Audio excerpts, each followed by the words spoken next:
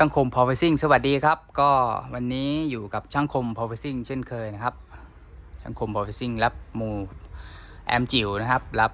ทำอุปกรณ์นะครับแล้วก็จัดอุปกรณ์ลำโพงบลูทูธตู้บลูทูธพร้อมฟังหรือว่าจะเป็นงานโมงานแต่งงานแก้ไขงานซ่อมนะครับรับทำทั้งหมดนะครับก็วันนี้อยู่กับชุดนะครับ 1,200 วัตต์นะครับพร้อมลงตู้นะครับผมวันนี้ก็เป็นชุดที่ลูกค้าสั่งเข้ามานะครับผมก็มีอะไรบ้างเดี๋ยวเราไปดูกันเลยนะครับผมในชุดนี้ตัวแรกจะเป็นนะครับแอม 1,200 วัตต์นะครับจะเป็นตัวนี้นะครับ aptX ZK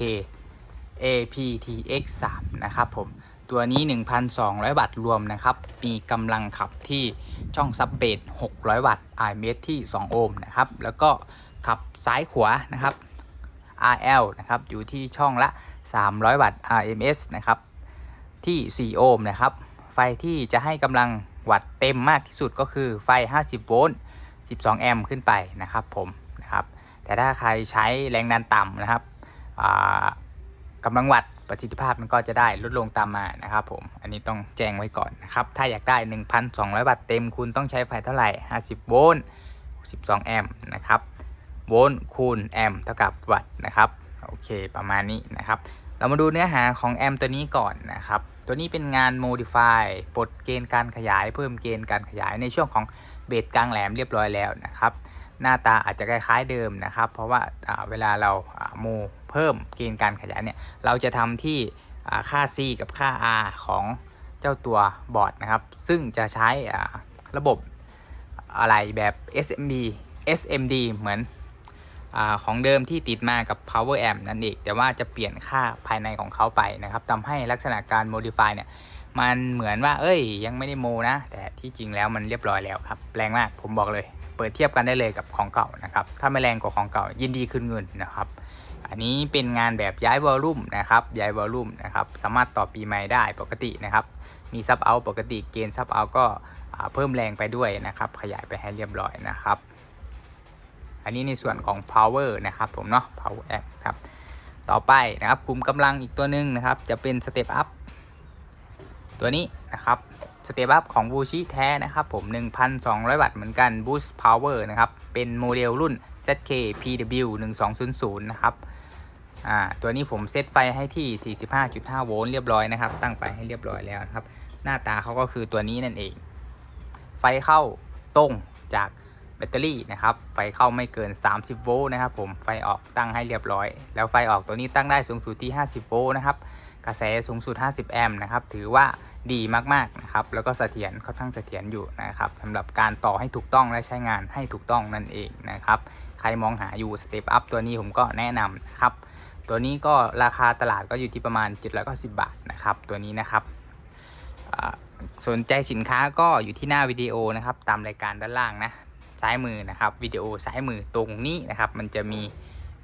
วิดีโอรูปสินค้าขึ้นให้เรากดเข้าไปแล้วก็กดสั่งซื้อผ่านแอปส้มได้เลยนะครับส่วนงานโมนะครับงานโมตัวนี้สั่งที่ช่างคมได้เลยหรือว่าถ้างานปกติอยู่ที่ลิงก์วิดีโอสินค้าตรงนี้ได้เลยกดได้เลยนะครับงานปกตินะครับงานโมก็ติดต่อไลน์หน้าโปรไฟล์หน้าวิดีโอช่างคม Power Sing ได้นะครับโอเคนะครับในเซตนี้ลูกค้าบอกว่าขอปีใหม่ด้วยปีใหม่คาราโอเกะนะครับผมแนะนำเป็น AMP ตัวนี้นะครับ DSP ระบบคาราโอเกะมีปุ่มวอลลุ่มทั้งหมด4ปุ่มนะครับหน้าตาก็จะเป็นทรงนี้นะครับหล่อๆแบบนี้เลยนะอันนี้ถือว่าใช้งานเป็นเบอร์หนึ่งที่นิยมใช้กันมากที่สุดในตอนนี้เลยก็ว่าได้นะครับราคาสินค้าก็400กว่าบาทนะครับตัวนี้490นะประมาณนี้ใช้ไฟตั้งแต่12นะครับถึง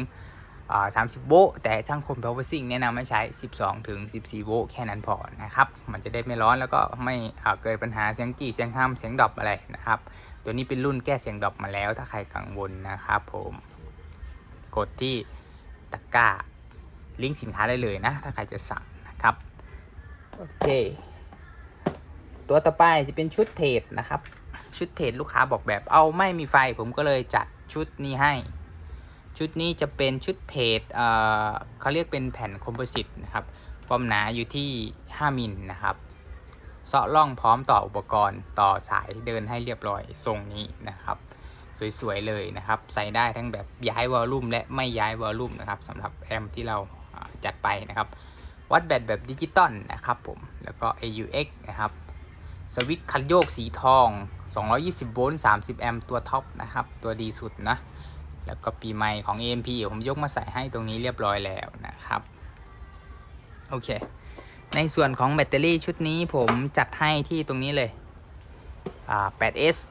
30แอมป์แบตฟอสเฟตไลฟิโป4นะครับ BMS ใช้35แอมป์นะครับเดี๋ยวมาดูใกล้ๆนี่ค่อนข้างจะหนักนะครับนี่ 8S 30แอมป์นะครับแพ็คสวยๆเนียนๆแล้วก็หุ้มด้วยพลาสติกอีกชั้นหนึ่งแบบนี้เลยบาลานซ์ชาร์จให้เรียบร้อยนะครับไฟออกตอนนี้ก็อยู่ที่27โวลต์นะครับเต็มที่ประมาณ27-28ถือว่าใช้ได้ดีในระบบ 8S แน่นอนนะครับโอเคพร้อมที่ชาร์จนะครับที่ชาร์จตัวนี้พร้อมที่ชาร์จนะครับแบตเตอรี่สั่งทำที่ช่างคม PowerSync ได้นะครับหรือใครจะกดที่ตะกร้าหน้าโปรไฟล์ก็ได้นะครับจะเป็นร้านในแอปส้มนะครับที่ผมคัดมาให้ว่าสามารถใช้ได้แล้วก็ร้านดีนะครับส่วนสายชาร์จจะเป็นตัวนี้นั่นเองสายชาร์จจะเป็น Lion Chain นะครับผมโมเดล29250นะครับไฟเข้าไฟบ้านนะครับ100โวลต์ถึง240 โวลต์นะครับแรงดันออกนะครับ 29.2 โวลต์5แอมป์นะครับนั่นก็แสดงว่า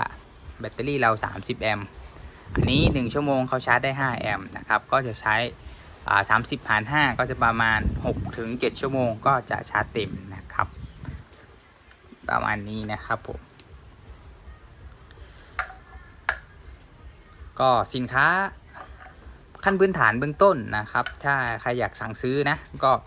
หน้าวิดีโอมุมซ้ายมันจะมีรูปสินค้าขึ้นโชว์สามารถกดดูได้ตรงนั้นได้เลยนะครับเลือกซื้อตรงนั้นได้เลยหรือใครอยากได้งานงานแต่งเนี่ยก็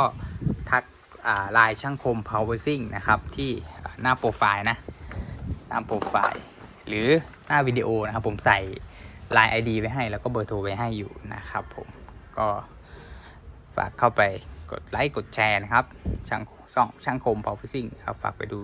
กดไลค์กดแชร์คลิปให้ด้วยนะครับผมก็สำหรับวันนี้ก็น่าจะแนะนำอุปกรณ์เบื้องต้นอะไรประมาณนี้นะครับส่วนใครต้องการงานพร้อมฟังหรืองาน Modify อื่นๆก็แจ้งช่างคม PowerSync มาได้นะครับแบตเตอรี่มีหลายยี่ห้อนะครับจะเป็นก้อนสีฟ้าแบบนี้ก็ได้นะครับใครต้องการสั่งก็สั่งได้เนาะก้อนสีฟ้าของ M Power นะครับตัวนี้ของทั่วไปนะครับมีบาร์โค้ดแต่ว่าไม่ได้ตีแบนนะครับแต่ตัวนี้ราคามันจะเบากว่าเจ้าของ Empower ราคาจะสูงกว่านะครับโอเคนะครับก็ประมาณขนาดนี้ครับผมถ้าชอบก็ฝากกดไลค์กดแชร์กดติดตามช่างคม PowerSync ให้ด้วยนะครับขอบคุณมากครับ